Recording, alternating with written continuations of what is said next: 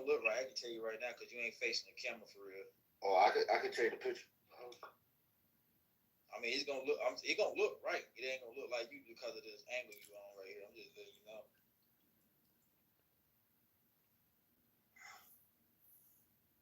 I mean, when I was explaining that when one gets to an extreme, that is to say, to the point where you realize that there is nothing you can do about life, nothing you could not do about life, then you're the mosquito biting the iron bull. Well, so in the same way, he said, look, you heard a bomb coming at you. You could hear it whistle. And you knew it was right above you and headed straight at you and that you were finished. And you accepted it. And suddenly, there was a strange feeling that everything is absolutely clear.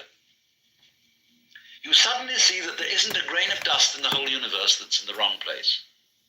That you understand completely, absolutely, totally what it's all about. Because you can't say what it is. But he said in so many cases the bomb was a dud and they lived to tell the tale. Or he said you were in a concentration camp. You've been there so long that you gave up all hope whatsoever, ever getting out. You were just going through this miserable, boring, degrading grind, week after week after week. Nobody paid the slightest attention to you as an individual. You knew you would never get out, and you accepted it. And suddenly, something changed. This extraordinary feeling. Freedom. Or he said, you were a displaced refugee. You had lost your family. You didn't know whether they even existed. You were miles from your home. You didn't know whether it existed. You had lost your job, your very identity. You were absolutely nowhere. And you accepted it. And suddenly, you were as light as a feather and free as the air. Now he said, so many people have had those experiences and they talk about them to their families and friends. And they say, oh, well, you were under terrific pressure and you probably had some hallucination, you know? Well, he said, I am showing those people that so far from having a hallucination, those were the few occasions in which they woke up. So you see, this is always the opportunity presented by death. That if one can go into death with eyes open and have somebody help you, if necessary,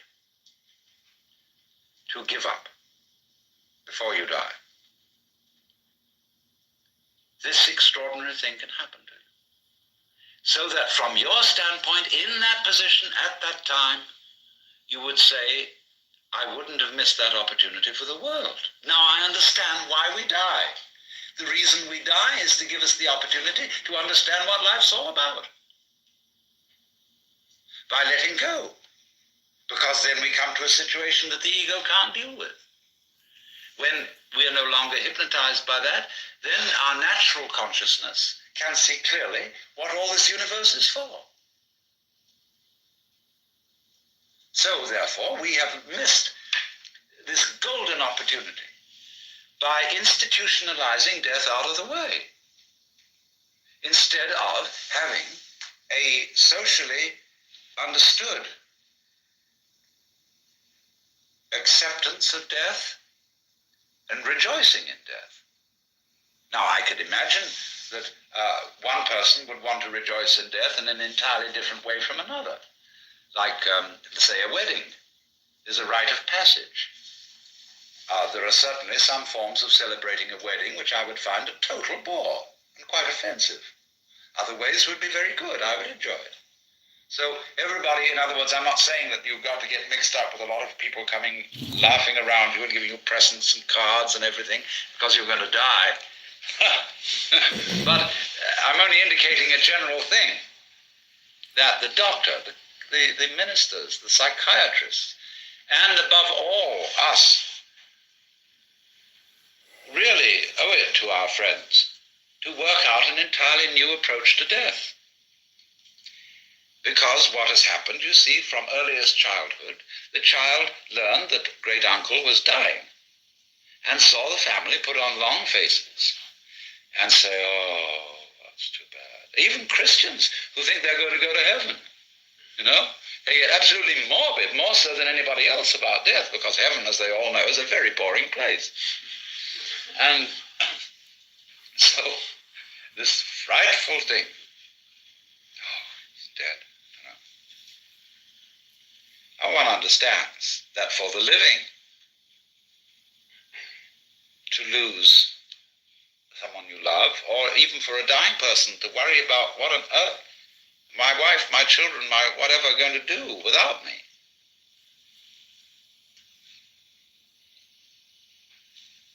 One can understand a certain worry in that. But nobody is indispensable. And there comes a point when you have to say, I'm sorry, but I am completely going to abandon responsibility for anything. Because there is no further way I can do it. This is another way of that surrender.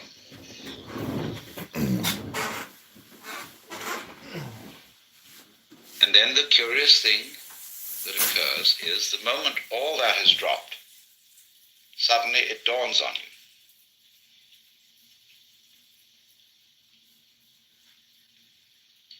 that to be important, existence does not have to go on any longer than a moment. Quantitative continuity is of no value. How long can you hold your breath? Who cares?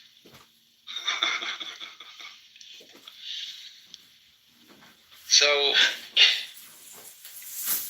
it follows from that, you see, that if any one of us, without being shocked into it by being bombed or put in a concentration camp, could at this moment be as one about to die,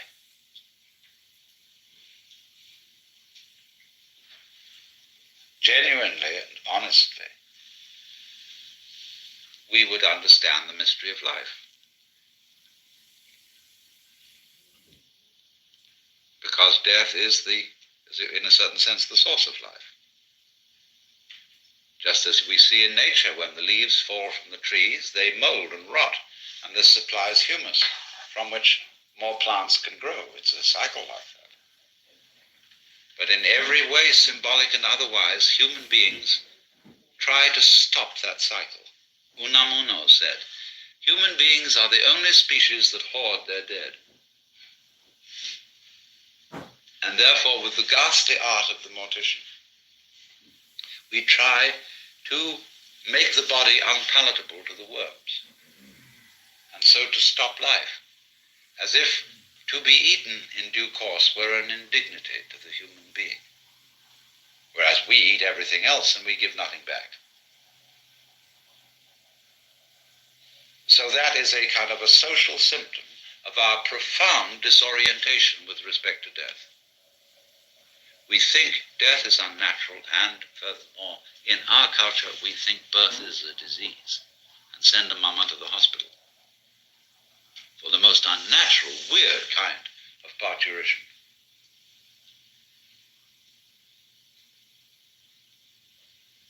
In other words, more and more one regards the healthy and inevitable and natural transformations of the body as pathological. I can imagine, people having sexual intercourse on an operating table to be sure that the whole thing is hygienic.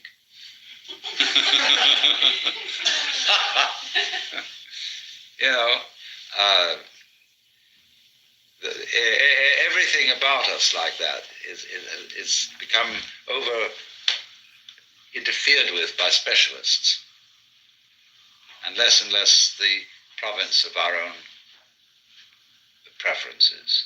It's very, very hard indeed to die in your own way without some blasted bunch of relatives come fussing around and insisting that you go to a hospital, that you get fixed with the tortures of being fed through tubes and things to keep you alive indefinitely and waste the family savings. It's even a crime to commit suicide. Now, this is simply nonsense. It's this perfect panic to survive at all costs.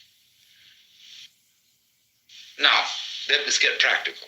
You say, okay, I understand what you are saying theoretically. But I know that I would be terrified if somebody was going to tell me that I'm going to die. And that I would look frantically around for some doctor, some sort of something. That this panic to live is in us in an uncontrollable way, and this is part of the reason why we say we have an instinct to survive. The instinct is this panic. So let's take another step now, in the same way as I showed you steps about realizing that you don't have an ego. You say to yourself in the ordinary way, when you feel that panic, you feel a bit ashamed of it. Even though you've been taught that you should do everything possible to survive. See what a bind you're in here? So one feels, oh goodness, I must face this thing calmly and bravely and not be in this panic. But the point of the fact is, you are in a panic and you can't stop it. Now that's very important. Because this is another way of showing you the same thing that death is showing you. That you can't do anything about it. Just as when you finally realize you can't do anything about the death, you could have solved all that before by understanding you couldn't do anything about the panic. But if you think all the time, I'm supposed to stop this panic, then all that happens is you're at cross purposes with yourself again. The panic is, of course, put off in the ordinary way. We all know we're going to die. But it's sufficiently far off so that we can put it out of our minds. And anybody who does put it into our minds in the ordinary way is taken to be a skeleton at the banquet, a Cassandra, and gloomy. So that the old-fashioned preacher of bygone days who preached about death, and those monks who kept skulls on their desks, and all that sort of thing is regarded today as very morbid. Why, in the Baroque times, there was a fashion for a while of making tombstones with marvelous sculptures of skeletons and bones all over them. And on the Via Veneto in Rome, there is a Capuchin church where down in the crypt there are chapels made where the altar furnishings and everything are made entirely from the bones of departed monks. Then we have among Tibetans and in Buddhists graveyard meditations. And they have trumpets in Tibetan Buddhism made of human thigh bones. And they have cups, ritual cups made of the domes of human skulls, richly worked in silver and turquoise. And we say all that is very morbid. So, from this point of view, you can see, first of all, theoretically, how death can solve its own problem. Now, if you say, I can only see it theoretically, and I can't go the whole way with